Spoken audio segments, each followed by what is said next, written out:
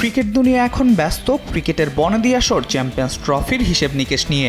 দিন কয়েক আগে থেকেই সাবেক ক্রিকেটাররা নিজেদের ফেভারিট দলের নাম জানান দিয়ে আসছিলেন বিভিন্ন মাধ্যমে। মাইকেল ক্লার্কের যেমন চ্যাম্পিয়ন হিসেবে পছন্দ ভারতকে, আবার বীরেন্দ্র সেহবাগের পছন্দ অস্ট্রেলিয়াকে। অনেকেই বাংলাদেশকে রাখছেন হিসেবের একেবারেই বাইরে। 3 বারের বিশ্বকাপ জয়ী তারকা রিকি পন্টিংয়ের চোখে বাংলাদেশের চেয়ে এই আসরে আফগানিস্তানেরই ভালো করার সম্ভাবনা বেশি।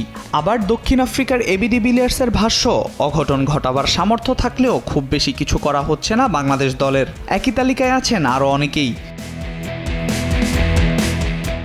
তবে ব্যতিক্রম ভারতের সাবেক স্পিনার মুরালি কার্তিক। টুর্নামেন্ট শুরুর আগে ক্রিকবাজের বিশেষজ্ঞ প্যানেলের মতামত অংশে বাংলাদেশকে একেবারে শিরোপার দাবিদার হিসেবেই উল্লেখ করেছেন তিনি। টুর্নামেন্টের ডার্ক হর্স হিসেবে বীরেন্দ্র সেহবাগ, পার্থিব প্যাটেল, মাইকেল ভন কিংবা দীনেশ কার্তিকরা বেছে নিয়েছিলেন আফগানিস্তানের নাম। তবে বাংলাদেশকে খুবই বিপজ্জনক এক দল উল্লেখ করে মুরালি কার্তিক ডার্ক হর্স হিসেবে নাজমুল শান্তর দলের নামই সামনে এনেছেন।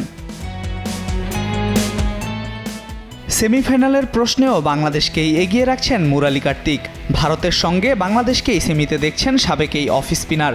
অন্য গ্রুপ থেকে দক্ষিণ আফ্রিকার সঙ্গে বেছে নিয়েছেন অস্ট্রেলিয়াকে। বাংলাদেশের মিশন শুরু হবে 20 ফেব্রুয়ারি। দুবাইয়ে প্রথম ম্যাচেই প্রতিপক্ষ ভারত। এরপরেই ফিল সিমন্সের শিষ্যরা চলে আসবে মূল ভেন্যু পাকিস্তানে। সেখানেই টাইগারদের পরের 2 ম্যাচ নিউজিল্যান্ড ও পাকিস্তানের বিপক্ষে। আল মাহমুদ ফাহিম, নিউজ 24।